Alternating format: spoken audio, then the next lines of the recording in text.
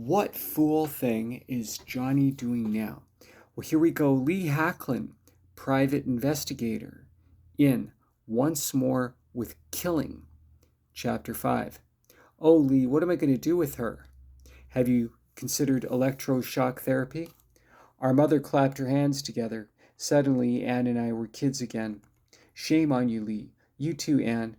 There's absolutely nothing wrong with Gretchen. She's her own person. Just let her be and she'll find her own way.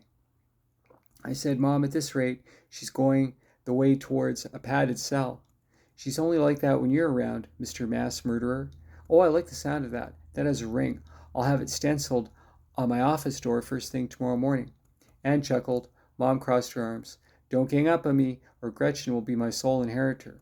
I said, Mom, the only thing you've ever had that I ever wanted was my comic books, which you threw away. One of the best decisions I ever made in my entire life. Giving birth to you is one of the worst. If you're trying to make me cry, Mom, it's working. Anne, why don't you tell me a little more about Peter Drysdale? Anne cleared her throat and affected her lawyer in court voice. Remember the Rhode Island Rednecks? Sure, we watched it together sometimes. Well, Peter played Rick Duke, the youngest of the bunch. The Rhode Island Rednecks was a short-lived sitcom from 1964. The Dukes were a working-class family from the Ozark Highlands of Missouri. After Jack Duke won the lottery, he moved his family to Rhode Island and hilarity ensued. Any resemblance to the Beverly Hillbillies was purely coincidental. Ahem. After the show was canceled, Peter, as far as I knew, never worked again.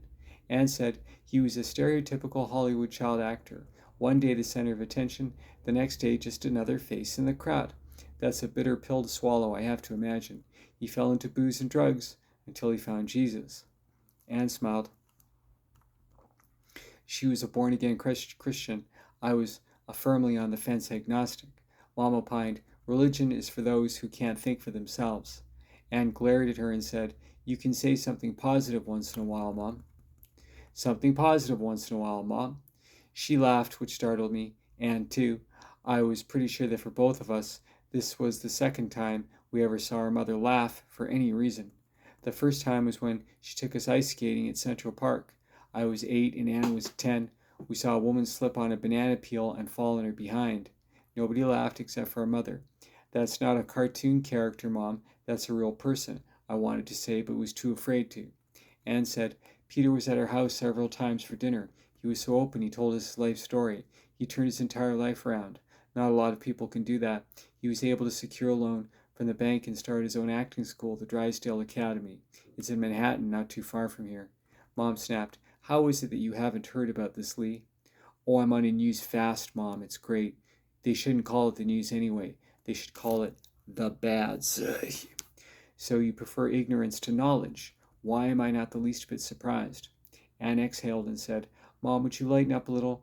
3 days ago, one of his students, Mike Flynn, found him in his office with an axe buried between his shoulder blades. Peter had no blood relatives. We were the closest thing he had to a family. Do you know how many murders have taken place since Peter died? Before I could hazard a guess, Mom interjected. He doesn't watch the news, dear. He prefers cartoons and his wretched Star Trek. She wasn't wrong, I wanted to say, but didn't. 40 is like, crime is like, she wasn't wrong,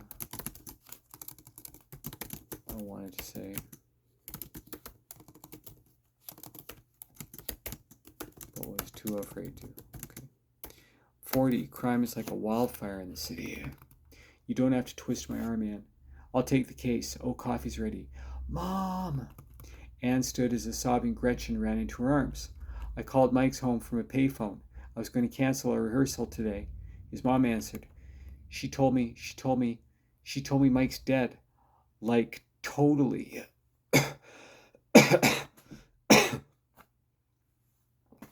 Thanks for watching. Don't forget God loves you, and so does Johnny. Happy Tuesday.